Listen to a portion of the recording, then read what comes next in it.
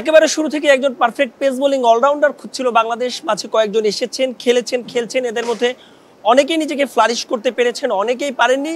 পাইপলাইনে আছেন আরও একজন, তোফায়েল আহমেদ। সবশেষ অস্ট্রেলিয়া অনুষ্ঠিত টপ অ্যান্ড টি-20 সিরিজে 4 ম্যাচে তিনি সুযোগ পেয়েছিলেন। 4 ম্যাচে 83 রান দিয়ে 4টা উইকেট পেয়েছেন।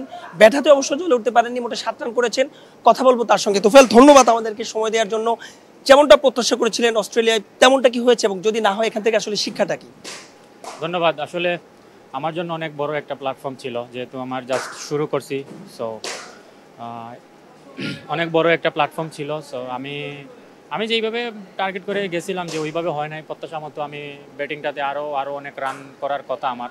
আমি যেহেতু এজ এ বোলিং অলরাউন্ডার, তো আমার তরফ থেকে ধরেন আমি স্যাটিসফাইড না যে আমি এখানে কেন ফল্ট করলাম। এটা নিয়ে আমি এখন কাজ করতেছি যে আমার সামনে কি করা উচিত, যেহেতু ওনারা আমাকে নিয়ে প্ল্যান করতেছে সামনে আরও অনেক বড়। সো আমি নিজেকে আরও আপগ্রেড করতে চাই, যেন টপ লেভেলে আমি নিজেকে মানায় নিতে পারি, যত তাড়াতাড়ি পারা যায় আর কি। তোফায়েল, ব্যর্থতাই আপনি বলছিলেন যে ব্যর্থতাই আগামী দিনে ভালো করার দিশা দেয়। আজ সামনেই আসে এনসিএল টি-20, নিশ্চয়ই আপনি সেখানে চোখ রাখছেন। ডেফিনেটলি আমি সামনে এনসিএল টি-20তে প্লেয়ার অফ দ্য টুর্নামেন্ট হবো ইনশাল্লাহ। এটা আমি নিজে থেকে একটা টার্গেট করে নিছি। এরপরে আবার টেস্ট ক্রিকেটও আছে, ওইটাতেও আমি বেস্ট প্লেয়ার হবো ইনশাল্লাহ, আমি ধরে নিছি। সো আমার ওইভাবে এখন আমি কাজ করতেছি যে আমি কিভাবে সাকসেস হয়েছি, আমি প্রিভিয়াস কিভাবে সাকসেস হয়েছি ওইটা নিয়ে আমি প্ল্যান করতেছি। অ্যান্ড সামনে আমার কী কী চ্যালেঞ্জ ফেস করা লাগতে পারে ওইটা নিয়েই আমি এখন কাজ করতেছি। তো দেখা যাক, লেটস সি আমি সামনে কেমন করতে পারি এই আর কি। তোফায়েল, বলছিলেন চেষ্টা করছেন, আমরা জানি যে আপনি ব্যাটিং অলরাউন্ডার। আপনি সিলেটের হয়ে ওপেনিং করেছেন, ওপেনিংয়ে আপনার সেঞ্চুরিও রয়েছে। আপনি আসলে নিজেকে কোন পরিচয়টা দিতে বা কোথায় আসলে বেশি প্রিভিলেজ দেন, ব্যাটিং নাকি বোলিংয়ে? আমি দুটাতেই করি, ছোটোবেলা থেকেই ধরেন আমি অ্যাজ এ বোলিং অলরাউন্ডার চিন্তা যদি করি।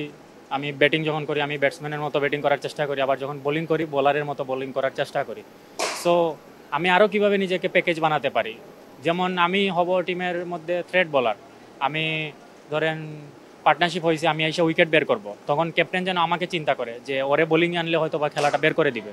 আবার ব্যাটিংয়ে ফিনিশিং রুলে আমি যেই কাজটা করি, ধরেন আমার কাছ থেকে টিম আশা করে কম বলে আমি একটু বেশি রান করব, এইটাই আমার রুল। সো এইখান থেকে আমি কীভাবে একটা প্রপার ব্যাটসম্যানের মতন ব্যাটিং করে কোনো দিন আমার নাম্বার 3 নাম্বার 4-এ ব্যাটিং করা লাগতে পারে, ওই ট্রাস্টটা যেন আমি করতে পারি, এটার জন্য আমি আরও কাজ করব ইনশাল্লাহ, কাজ করতেছি। সো এটা মাঠে আমি জবাব দিব, আমি আরও রান করবো ইনশাল্লাহ, রান করে আমি আরও সামনে ইনশাল্লাহ ভালো কিছু হবে। সামাজিক যোগাযোগ মাধ্যমে আপনার বন্ধু কিংবা অনেকেই দেখি যে আপনাকে নিয়ে খুব উচ্ছ্বাস, তাদের জন্য হলো নিশ্চয়ই আপনি ভালো করতে চান, বাংলাদেশ দলে হয়েও খেলতে চান। ডেফিনেটলি আমার পরিবার এবং আমার বন্ধু বান্ধব যারা আছে, আমাকে যারা চিনে ক্রিকেট খেলার মাধ্যমে, সবাই আমাকে এত সাপোর্ট করে, আমি আসলে এটা অনেক অনেক আনন্দ পাই, অনেক খুশি লাগে, অনেক প্রাউড ফিল করি। আর তাদেরকে আমি অনেক সবসময় কাছে রাখার চেষ্টা করি, সবার সাথেই আমি যোগাযোগ করি, সবার সাথে আমার কথা হয় যে আমাকে এত সাপোর্ট করতেছে। সো আমি সবসময় বলি যে এইভাবেই দোয়া অ্যান্ড সাপোর্ট সবসময় করো, ইনশাল্লাহ ভালো কিছু হবে। ওরা চায় আমি যেন বাংলাদেশ টিমে খেলি। তো আমার ফ্যামিলি অ্যান্ড আমারও তো ড্রিম অনেক আগে থেকে যে আমি বাংলাদেশ টিমে খেলবো ইনশাল্লাহ অনেক বছর। এখন দেখা যাক, বাদ বাকি আল্লাহ ইচ্ছা, আল্লাহ কতটুকু আমাকে দেয়। তোফায়েল, একদম শেষ প্রশ্ন জানতে চাচ্ছিলাম যে আপনি আসলে ক্রিকেটে আপনার এই উঠে আসার গল্পটা যদি আসলে একটু বলতেন, যে কিভাবে শুরু করলেন, কিভাবে উঠে আসলেন। ক্রিকেটের উঠে আসা ধরেন আমি স্কুল নির্মাণ খেলছিলাম 1 বছর। তো যখন আমি ক্লাস 10-এ পড়ি, তখন স্কুল নির্মাণ খেলার পরে আমার আস্তে আস্তে ক্রিকেটের প্রতি ধরেন প্রফেশনালিজম আমার মধ্যে আসছে আর কি, স্কুল ক্রিকেট খেলার পরে। এরপরে আস্তে আস্তে একাডেমি লেভেল, ডিস্ট্রিক্ট লেভেল থেকে শুরু করে ঢাকা লিগ থেকে শুরু করে আস্তে আস্তে সামনে ন্যাশনাল লিগ আসলো, এই আর কি নর্মালি। অনেক অনেক ধন্যবাদ আপনাকে তোফায়েল, আমাদেরকে সময় দেওয়ার জন্য ধন্যবাদ।